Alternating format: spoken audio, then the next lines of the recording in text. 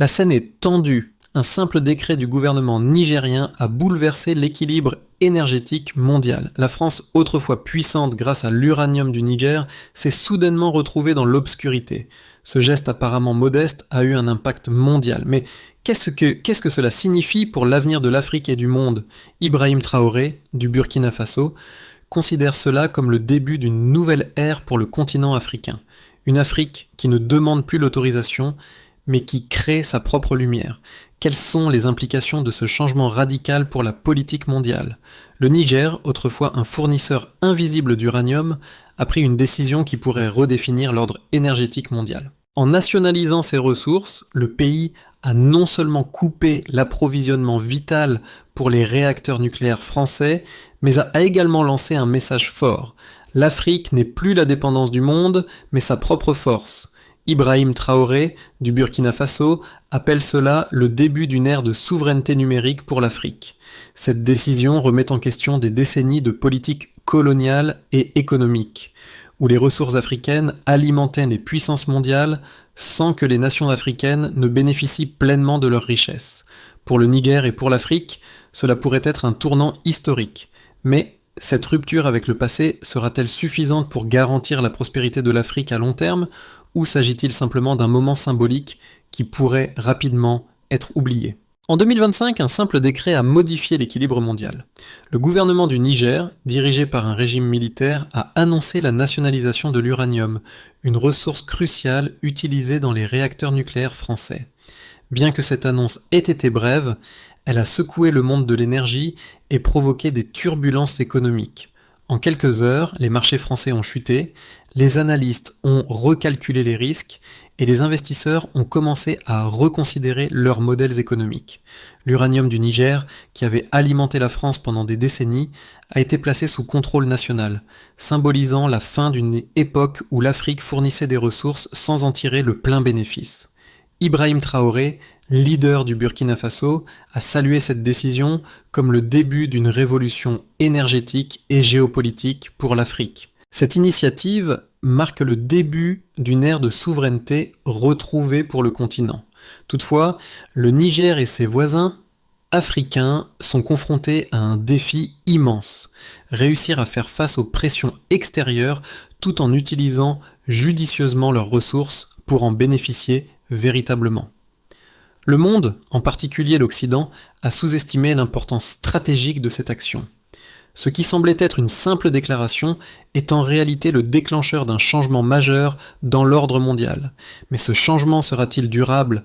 L'Afrique peut-elle vraiment construire un avenir sans la tutelle des puissances historiques ? Les implications de ce geste sont encore difficiles à mesurer, mais une chose est sûre, l'Afrique a commencé à écrire ses propres règles. Ibrahim Traoré, le président du Burkina Faso, a observé de près les événements qui se déroulaient au Niger. Pour lui, la décision de nationaliser l'uranium n'était pas simplement une victoire pour le pays voisin, mais un signe avant-coureur de l'avenir de l'Afrique. Un avenir où les nations africaines prennent leur destin en main, non pas par la force, mais par la sagesse et la détermination.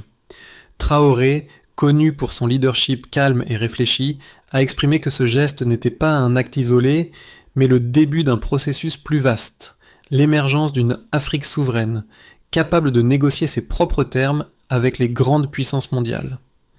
En affirmant que l'Afrique n'a plus besoin de l'approbation de l'Occident pour réussir, Traoré a ajouté une dimension philosophique à la question de la souveraineté.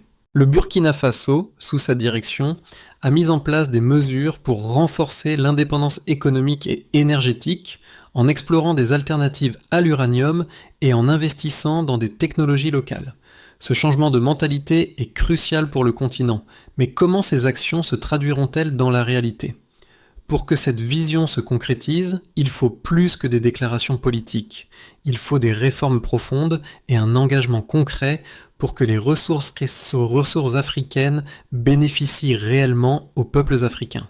Dans les rues de Ouagadougou, les gens étaient enthousiastes, mais les défis à venir étaient immenses. Le Burkina Faso, avec Ibrahim Traoré à sa tête, semblait prêt à jouer un rôle clé dans ce mouvement panafricain. Mais la route vers la souveraineté complète est semée d'embûches. Le monde a basculé en 2025. Ce n'était pas une révolte violente ni un coup d'État classique. C'était un décret administratif qui a bouleversé l'équilibre mondial. Le gouvernement du Niger a annoncé la nationalisation de son uranium, une ressource vitale pour la production d'énergie en Europe, et particulièrement pour la France. Cette décision, qui semblait modeste au début, a eu des répercussions majeures sur les marchés mondiaux. L'uranium, extrait dans les mines du Niger, et alimente depuis des décennies les réacteurs nucléaires français, contribuant ainsi à plus de 70% de l'énergie électrique de la France. L'annonce a immédiatement provoqué une chute des actions des entreprises énergétiques françaises, notamment Orano, le géant nucléaire français qui exploitait les mines nigériennes. Les analystes ont rapidement compris que ce n'était pas seulement une question de ressources, mais aussi de géopolitique. Le Niger venait de démontrer sa capacité à remettre en cause le système énergétique mondial, et cela à travers une simple décision politique. Cette réinitialisation de l'ordre mondial a secoué les institutions européennes, et plus particulièrement Paris, où la diplomatie a été prise de court.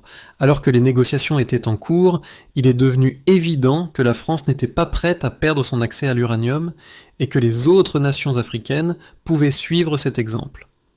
L'effet domino a rapidement commencé à se faire sentir, notamment en Afrique de l'Ouest, où d'autres pays ont commencé à remettre en question leurs relations économiques avec l'Occident. Le Burkina Faso, sous la direction d'Ibrahim Traoré, a salué ce geste comme un symbole de l'indépendance retrouvée de l'Afrique. Traoré a encouragé les autres nations africaines à prendre des mesures similaires pour récupérer le contrôle de leurs ressources naturelles. Mais tout n'était pas aussi simple. Le Niger a dû faire face à une pression intense de la part des puissances mondiales, mais a réussi à maintenir sa position grâce à une gestion stratégique de ses ressources et à un soutien populaire croissant. Le monde entier a observé ce moment clé de l'histoire contemporaine. En Europe, les leaders politiques ont réagi avec des mesures de précaution, mais dans les coulisses, la panique était palpable. Les économistes ont ajusté leurs prévisions et les discussions sur l'avenir des relations entre l'Afrique et l'Occident ont pris une tournure radicalement différente. La souveraineté énergétique du Niger a ouvert un nouveau chapitre pour l'Afrique et le monde a dû se réajuster à cette nouvelle réalité. Mais le véritable défi reste. Comment l'Afrique va-t-elle utiliser ce pouvoir nouvellement acquis ? Et quelles seront les conséquences pour les pays qui ont dominé l'économie mondiale pendant des siècles ? Les chiffres parlent d'eux-mêmes. L'uranium du Niger les représente près de 30% de l'approvisionnement mondial utilisé dans les réacteurs nucléaires. Avant la décision de nationalisation, 70% de l'électricité produite en France provenait de réacteurs alimentés par l'uranium extrait du sol nigérien. Ce chiffre souligne l'importance stratégique de la ressource pour l'Europe et plus particulièrement pour la France. À la suite de l'annonce, la Bourse de Paris a immédiatement réagi, avec une chute de 5% des actions des entreprises énergétiques impliquées dans l'exploitation de l'uranium nigérien, comme Orano. Cette baisse n'était pas simplement le reflet d'une perte économique immédiate, mais d'une incertitude grandissante concernant la sécurité énergétique de l'Europe. Le marché mondial de l'uranium, qui avait vu son prix chuter à plusieurs reprises depuis 2016, a vu une hausse de 15% dès les premiers jours après l'annonce du Niger. Ce bond significatif témoigne de la réévaluation des risques géopolitiques associés à l'approvisionnement en uranium. En outre, l'économie nigérienne a bénéficié d'un soutien populaire croissant. Selon des enquêtes menées dans la capitale Niamey, près de 80% de la population soutenait la décision de nationaliser l'uranium, considérant cela comme un acte de justice économique. En parallèle, les relations commerciales entre le Niger et d'autres pays africains se sont intensifiées. Le Burkina Faso, sous la direction d'Ibrahim Traoré, a signé plusieurs accords commerciaux pour diversifier ses ressources naturelles, notamment dans les domaines du pétrole et des minéraux rares. Les pays africains, qui avaient traditionnellement été dépendants des investissements étrangers, ont désormais commencé à repenser leur modèle économique. En 2025, le Niger a également renforcé ses liens avec des partenaires non européens, notamment la Chine, la Russie et la Turquie, qui ont vu une occasion de sécuriser de nouveaux accords d'approvisionnement en matières premières. La diversification géopolitique du Niger a été un facteur clé dans sa capacité à résister aux pressions de l'Occident. Ces chiffres ne sont pas seulement des indicateurs économiques, mais aussi des signes d'un changement plus large dans les rapports de force mondiaux. L'Afrique, longtemps considéré comme un terrain de jeu pour les puissances économiques mondiales, est en train de réécrire les règles du commerce mondial. Le contrôle des ressources naturelles, un atout stratégique majeur, est désormais au centre des négociations internationales. Le geste du Niger a suscité un débat mondial sur la souveraineté des ressources naturelles et sur les relations de l'Afrique avec l'Occident. Certains analystes soutiennent que ce mouvement est un acte de justice et d'émancipation pour un continent longtemps exploité, alors que d'autres y voient un risque pour la stabilité économique mondiale. D'un côté, il y a ceux qui considèrent cette décision comme un modèle de souveraineté africaine, une réponse à des décennies de dépendance économique et énergétique vis-à-vis des puissances occidentales. Ce geste pourrait inspirer d'autres nations africaines à prendre en main leurs ressources et à en tirer un bénéfice direct pour leur population. Le Burkina Faso, sous la direction d'Ibrahim Traoré, semble prêt à emboîter le pas en prônant une gestion plus indépendante et transparente des ressources naturelles. De l'autre côté, des voix s'élèvent pour avertir des dangers que pourrait entraîner cette rupture avec l'ordre mondial établi. La France, et plus largement l'Europe, dépendent toujours largement des ressources africaines, non seulement pour l'énergie, mais aussi pour de nombreuses matières premières stratégiques. En interrompant cet approvisionnement, le Niger a mis en lumière la vulnérabilité de cette dépendance. Cependant, certains experts soulignent que ce geste pourrait avoir des conséquences à long terme pour l'Afrique elle-même. La question de la transparence dans la gestion de ces ressources devient cruciale. La tentation de la corruption, l'inefficacité administrative ou les pressions internationales pourraient mettre en péril l'intégrité de ces efforts. Alors que les nations africaines se battent pour récupérer le contrôle de leurs ressources, il est impératif qu'elles développent des mécanismes internes solides pour garantir que les revenus issus de ces ressources profitent réellement à leur peuple.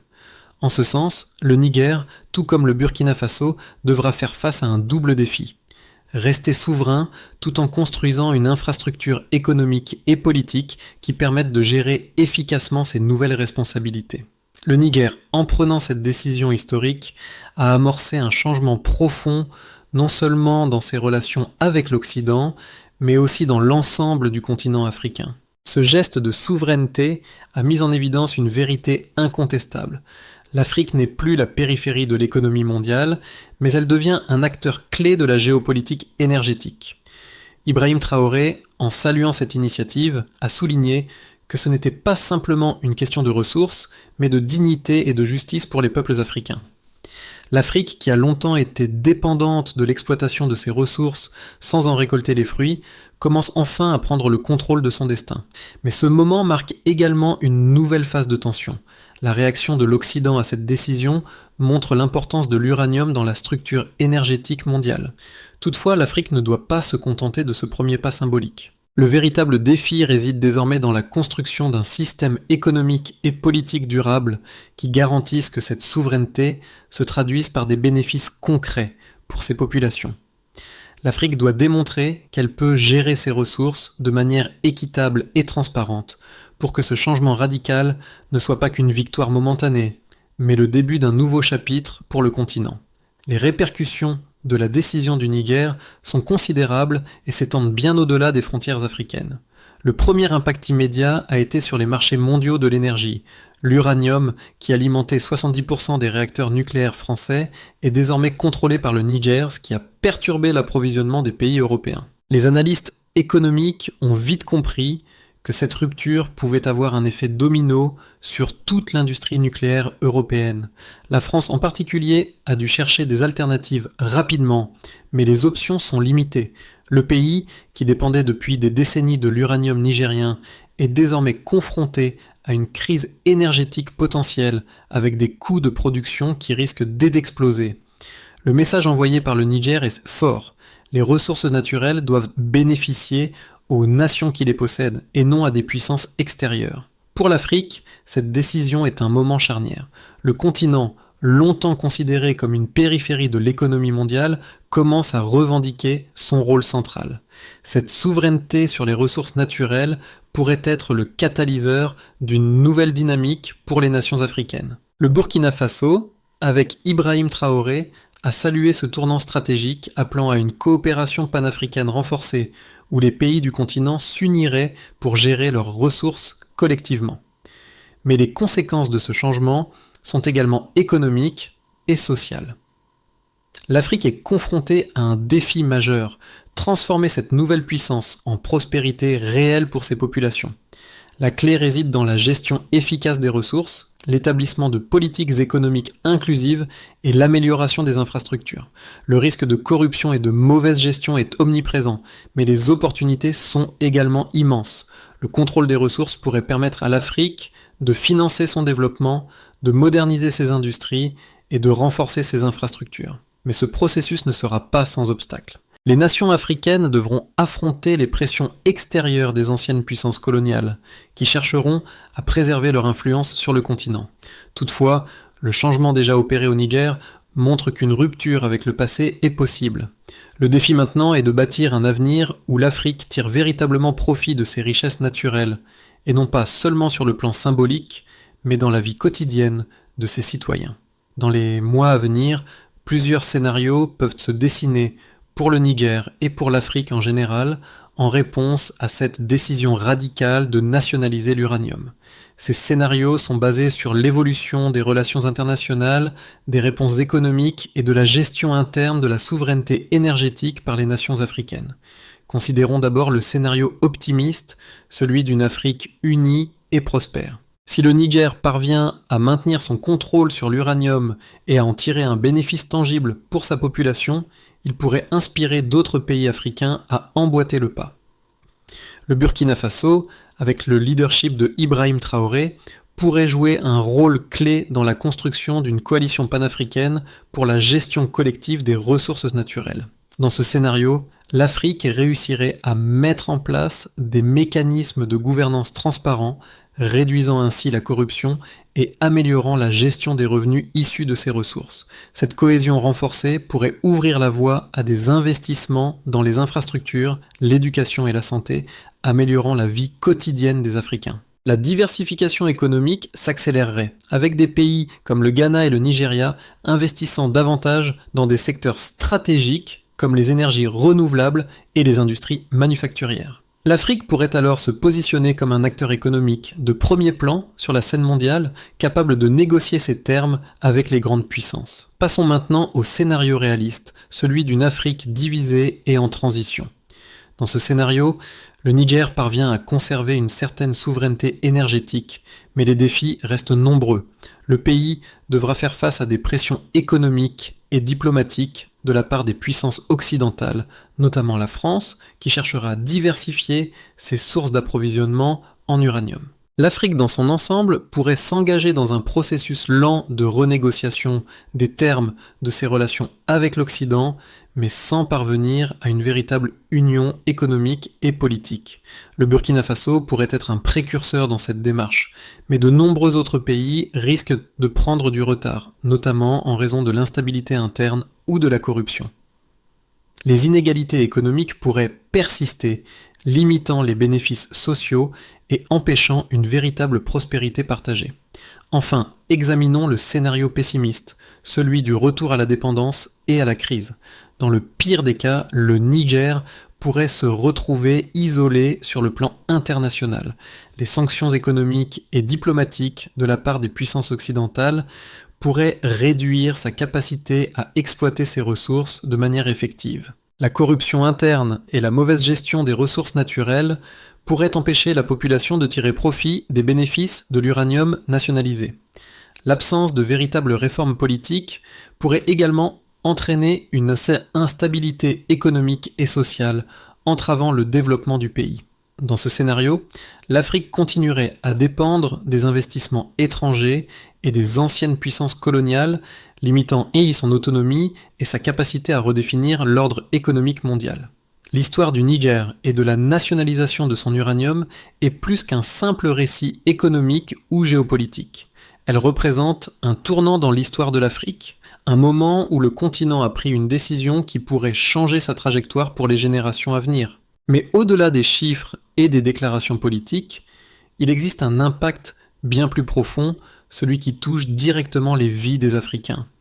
Ibrahim Traoré, en saluant cette initiative, a insisté sur le fait que la véritable indépendance de l'Afrique ne viendrait pas seulement de la prise de contrôle de ses ressources naturelles, mais aussi de la manière dont ces ressources seraient utilisées pour le bien-être de ses populations. Cette révolution énergétique est l'occasion pour les Africains de redéfinir leur avenir. Pourtant, ce n'est pas un chemin facile. Chaque pays, chaque citoyen doit comprendre que cette transition nécessite un engagement collectif. L'Afrique doit maintenant démontrer qu'elle peut non seulement contrôler ses ressources, mais aussi les utiliser pour investir dans son développement. L'éducation, l'infrastructure, la santé, ces secteurs doivent devenir les priorités des gouvernements africains afin de garantir que les bénéfices de la souveraineté énergétique ne restent pas concentrés entre les mains de quelques élites, mais profitent à tous. Le véritable pouvoir de l'Afrique réside dans sa capacité à transformer ses ressources en opportunités durables pour ses peuples. Mais cela nécessite une vision claire, une gestion transparente et une coopération continentale. Le monde regarde, mais c'est l'Afrique qui doit désormais tracer son propre chemin, et à chaque Africain de s'engager dans cette transformation. Pour que l'Afrique tire véritablement profit de ses ressources naturelles, une série de réformes et d'initiatives doivent être mises en œuvre avec soin et détermination. Voici un cadre en 5 étapes pour assurer la réussite de cette transition énergétique et économique pour le Niger et l'ensemble du continent africain. La première étape essentielle consiste à instaurer des mécanismes de gouvernance solides et transparents. Chaque pays africain doit établir des institutions indépendantes pour superviser l'exploitation de ses ressources naturelles. La lutte contre la corruption est cruciale pour garantir que les bénéfices de ces ressources profitent à l'ensemble de la population, et non à une élite restreinte. La deuxième étape est d'investir dans les infrastructures. L'Afrique doit investir massivement dans ses infrastructures énergétiques et industrielles. Les pays doivent développer leur capacité locale de transformation des ressources afin de ne pas uniquement exporter des matières premières, mais aussi créer de la valeur ajoutée. L'énergie doit être utilisée pour soutenir l'industrialisation, la production locale et l'innovation technologique. La troisième étape est de développer les compétences locales. Il est indispensable de renforcer les systèmes éducatifs et de formation professionnelle afin de développer des compétences locales dans les secteurs de l'énergie, de l'ingénierie et de la gestion des ressources. Les jeunes Africains doivent être formés pour occuper des postes clés dans l'économie locale, réduisant ainsi la dépendance à l'expertise étrangère. La quatrième étape est de favoriser la coopération panafricaine. La collaboration entre les nations africaines est essentielle pour garantir une gestion efficace des ressources. La mise en place de structures continentales pour la gestion des ressources naturelles, semblables à la Commission de l'Union africaine, pourrait jouer un rôle clé dans l'harmonisation des politiques énergétiques et économiques. Enfin, la cinquième étape est la diversification économique. L'Afrique doit diversifier ses économies pour ne pas dépendre uniquement des ressources naturelles. Investir dans des secteurs comme l'agriculture durable, les technologies vertes et l'économie numérique permettra au continent de se préparer à un avenir où les ressources naturelles ne seront plus les seuls moteurs de la croissance. Ces étapes, bien que ambitieuses, sont essentielles pour transformer l'Afrique en une puissance économique et géopolitique. L'avenir de l'Afrique dépendra de sa capacité à gérer ses propres ressources de manière équitable, efficace et durable. Le Niger, par son acte audacieux, a rappelé à l'Afrique que l'indépendance n'est pas seulement une question de politique, mais de pouvoir réel. Ce geste n'était pas un simple message aux puissances étrangères, mais un appel aux Africains eux-mêmes pour reprendre le contrôle de leur avenir. Ibrahim Traoré, en mettant l'accent sur la souveraineté, a souligné que ce n'était pas un triomphe immédiat, mais le début d'un long chemin. Ce chemin, semé d'obstacles, demandera patience, cohésion et détermination. Le véritable test réside dans la manière dont les nations africaines, dans leur ensemble, répondront à ce défi. L'Afrique doit se construire non pas sur les promesses de l'extérieur, mais sur les actions concrètes à l'intérieur. L'indépendance énergétique ne doit pas être qu'un slogan, mais une réalité vécue par chaque Africain. Ce redémarrage du système mondial ne marque pas une rupture, mais une évolution vers un avenir où l'Afrique est au centre de sa propre destinée. Que cette lumière qui commence à briller à Niamey, Ouagadougou et partout ailleurs en Afrique éclaire un avenir prospère et durable pour tout le continent. C'est la promesse d'une Afrique qui se tient fièrement, prête à écrire son propre chapitre dans l'histoire mondiale. L'Afrique est à un tournant décisif de son histoire. Ce que le Niger a accompli en nationalisant son uranium n'est que le début d'une série de changements qui redéfiniront non seulement l'économie du continent, mais aussi sa place dans le monde. Si vous croyez, tout comme Ibrahim Traoré, que l'Afrique doit reprendre le contrôle de ses ressources et de son avenir, alors cet appel est pour vous. Rejoignez cette conversation et faites entendre votre voix. Partagez votre vision pour une Afrique indépendante, prospère et unie. Chaque commentaire, chaque interaction est un pas vers un avenir où l'Afrique, libre et souveraine, prend sa place sur la scène mondiale. Si vous souhaitez que l'histoire de l'Afrique soit écrite par les Africains eux-mêmes, appuyez sur le bouton s'abonner et engagez-vous dans cette révolution tranquille. Ensemble, nous pouvons construire un avenir où chaque nation africaine brille de sa propre lumière. L'Afrique est prête pour ce changement, et ce changement commence par vous.